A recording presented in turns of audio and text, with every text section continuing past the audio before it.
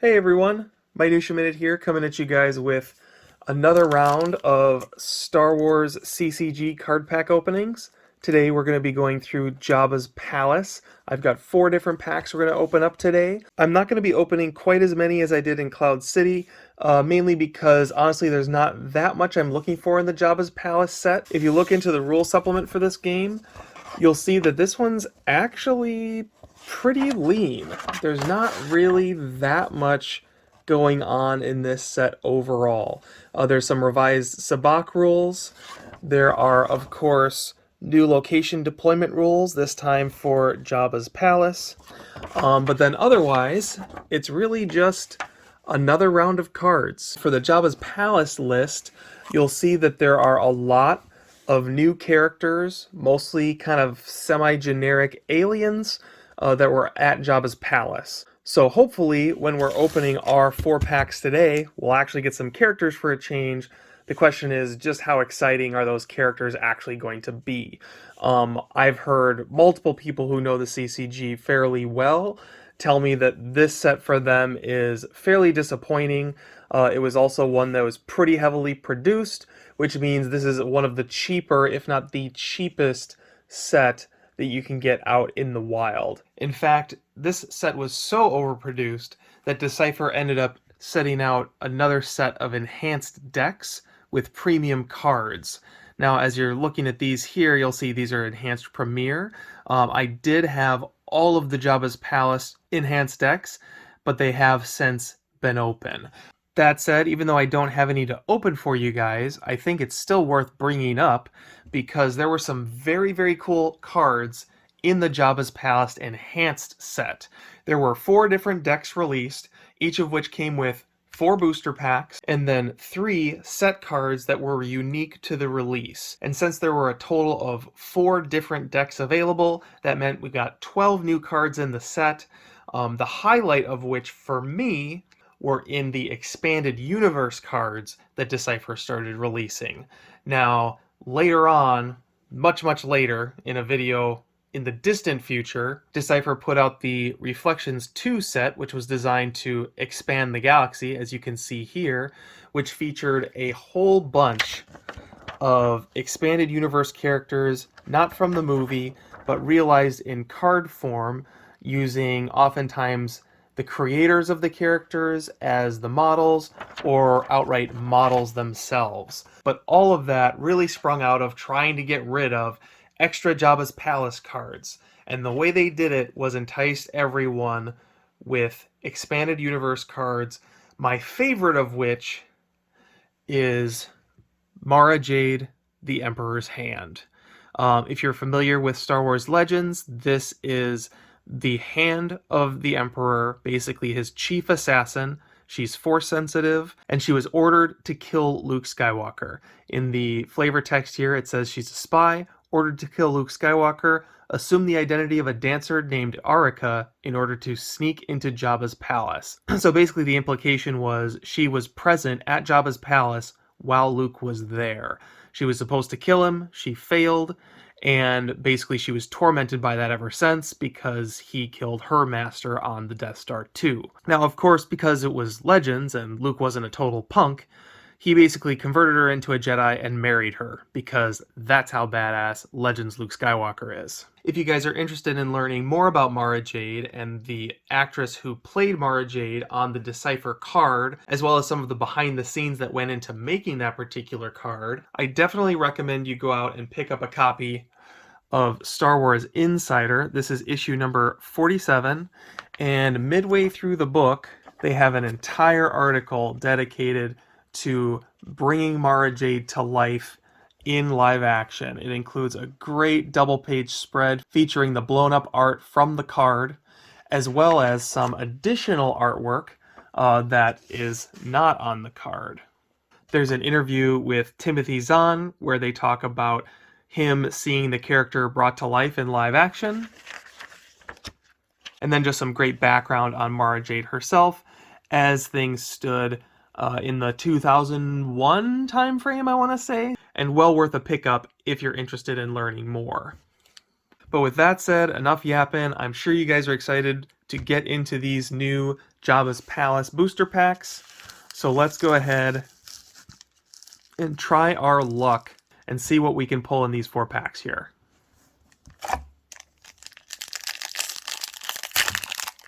Oh, that one opened quite easily. Alright, so I am assuming that we're going to have commons, uncommons, and rare as usual. But if I'm wrong about that, I'll certainly call it out. So kicking things off, we have a weapon. The Mos Eisley Blaster, Blast Tech DL-18, carried by Jabba's guards, typically used for covering fire, to protect a comrade, or pin an enemy down, nicknamed the Mos Eisley Special. That's a nice little element of flavor text there. Alright, next up, we've got our first creature, Gamorrean Guard, big, strong, and dumb. We have an Abyssin. Abyssins have an extremely violent culture. They also possess tremendous renegade abilities, often become mercenaries once they leave their homeworld of Biss. So Biss is the planet that the Emperor was brought back to life on in Legends. So if you saw Rise of Skywalker and said, wow, it's really dumb that they brought the Emperor back to life, that never would have happened in Legends. Sorry guys, it happened in Dark Empire. As a matter of fact, it happened multiple times. Alright, next up, we have a light side creature, Snivian. Kadomai is the homeworld of the generally artistic Snivians. Its cold, dark climate makes them excellent scouts. And then our last common, Kechukekutora. Nope. Kechukekuta. Kechukekuta. Now we should be getting into our uncommons and then our rare in the back. So our first uncommon is Jabba's Palace. This is the Imperial version.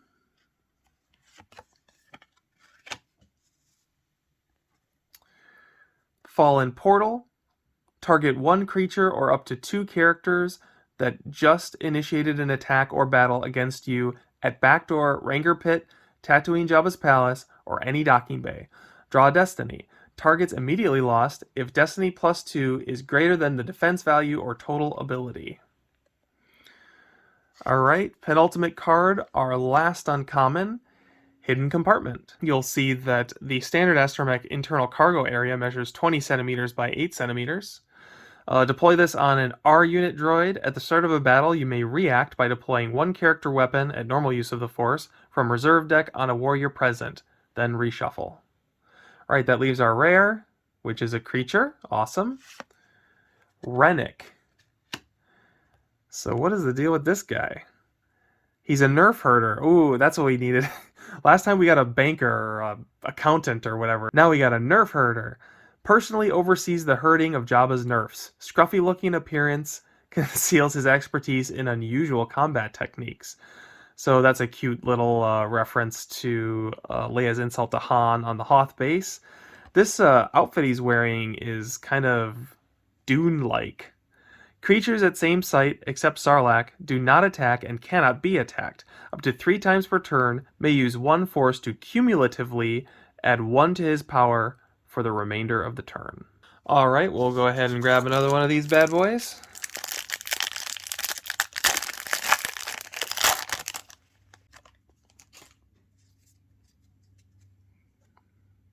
Okay, starting with another weapon, a Vibro Axe, which, in case you didn't know, was powered by an ultrasonic generator concealed in the shaft. Jabba's skiff guards used them to prod victims into the Sarlacc's nest. Thanks for telling me about what happens in the movie.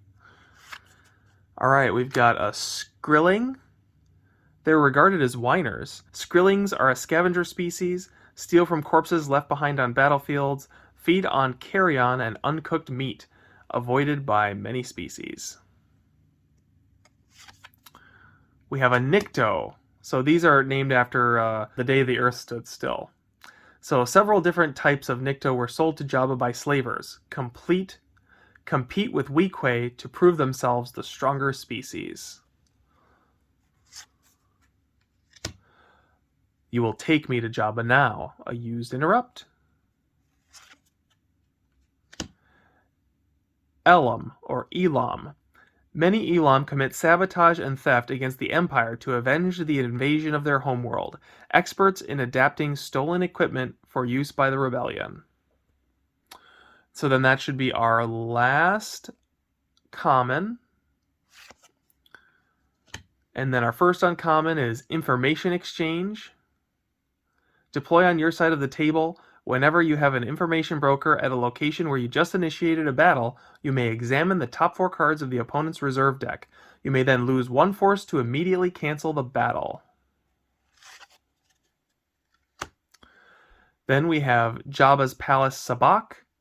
Basically a lost interrupt that creates a new version of Sabacc, different from what is on Cloud City.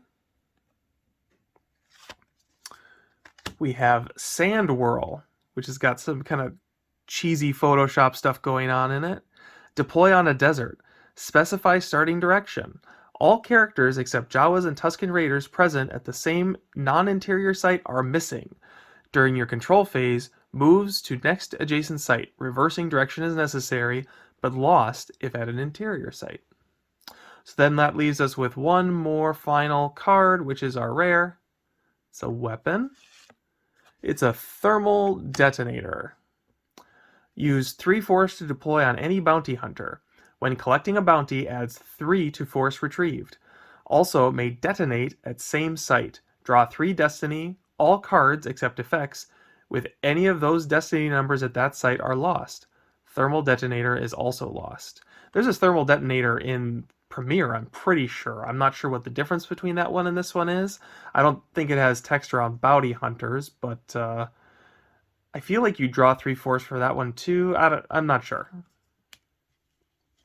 Okay, so we're halfway through. We've got 2 packs left. You can see there is just a lot of creatures in here, which for me, who's someone that is just interested in, Legends continuity, Legends factoids, makes this set actually pretty fun to open, although from a gameplay perspective, you can imagine why it might be kind of disappointing. At the same time, there was nothing more frustrating than opening Cloud City packs over and over again and getting nothing but interrupts and effects. So Decipher kind of went from one extreme to the other with this set a little bit. All right, penultimate pack. Let's see what we can get.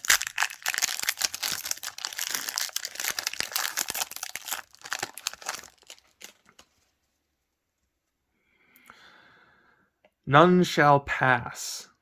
A used interrupt. Hominin. Hominin are a primitive hunting species, exposed to space travel when their planet became a mining world for the Empire. Fierce-tempered when angered. Looks like he's taking a selfie.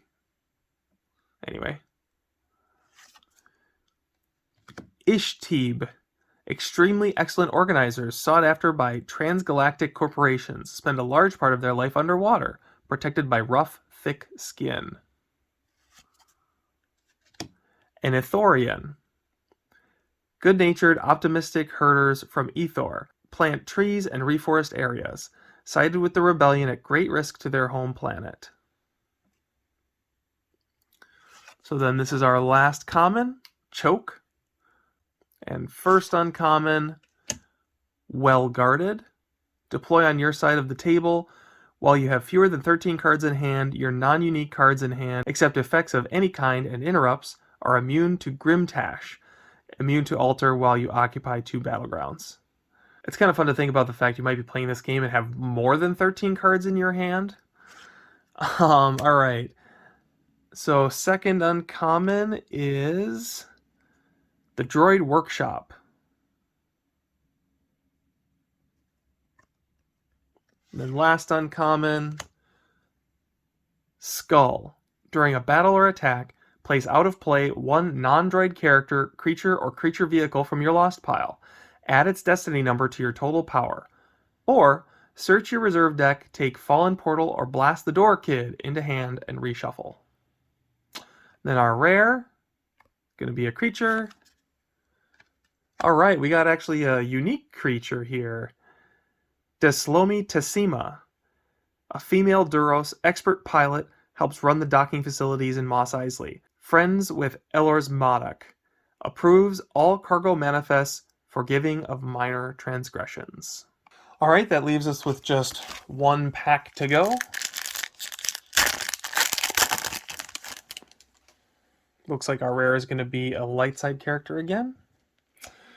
And so our first common is a Mos Eisley Blaster. We've seen that. Amanin, we've seen that. You will take me to Jabba now. We've seen that one too. Snivian. We've seen that one. Choke. We've seen that one. Alright, our first uncommon, Hidden Weapons. If Boba Fett or your character with Mandalorian armor is present during the weapons phase of a battle, target one opponent's character present. Draw Destiny.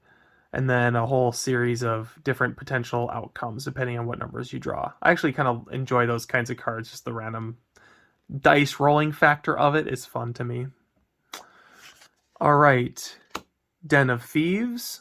Deploy on your side of table. Once per turn, you may cancel a force drain by placing here from hand any non-unique alien. Aliens may deploy from here as if from hand. If effect canceled by opponent, any aliens here may immediately deploy for free. Then one last uncommon, Bargaining Table. Deploy on your side of the table. Once per turn, you may cancel a force drain by placing here from hand any non-unique alien. Aliens may deploy from here as if from hand. Wait, hang on. Alright, so anyway, getting into our rare here, we've got an interrupt actually for the last one. As you can see, like, you start reading some of the effects, some of the interrupts, it's all aliens focused. This set is all about aliens. It's a ton of generic alien creatures, some unique alien creatures, and then a bunch of cards that tell you to do stuff with aliens. So with that in mind, our final rare is Jedi Mind Trick. It's a used or lost interrupt. Used, cancel a force drain at a site if Luke is at an adjacent site, or lost, if your character of ability greater than 4 is present with an opponent's leader, release a captive from a related prison. Cancelled if opponent loses 2 force. So yeah, there you go. That's Jabba's palace. I don't know that it's, lighting the world on fire, but I had some fun opening these. Again, for me, the fun is in just kind of exploring the lore. There's some kind of bonkers stuff that Decipher did in the 90s and early 2000s, right before they lost the license, that Lucasfilm wasn't particularly happy with. They had, characters they named after people who worked for Decipher or won tournaments, that kind of thing, which makes these cards just kind of fun to explore, even if they can sometimes be kind of corny or un-Star Wars-like. That was one of the fun things about Legends, is you had different companies, different personalities, all basically buying in for the right to use the Star Wars property. There was a story group kind of keeping things somewhat cohesive, but there was just a lot more freedom to just do random stuff. And one of the fun things about exploring these Decipher cards is seeing what Decipher did, because you never know, you might get something kind of crazy and weird. And sometimes you get something really, really cool, like the first time Mara Jade was revealed as a live-action character. So anyway, I hope you guys enjoyed this video. I will be back next week with more card openings. However, I am going to take a little break from the customizable card game. Some of the later sets I have in much more limited quantities, or I don't have yet. For example, next week would be the special edition, which I have a pretty limited supply of. I have a couple starter decks, and that's really all I have. So over the next few weeks, I'll work on replenishing my Star Wars customizable card game packs so that I can continue this journey with you guys. I hope you stick around for it.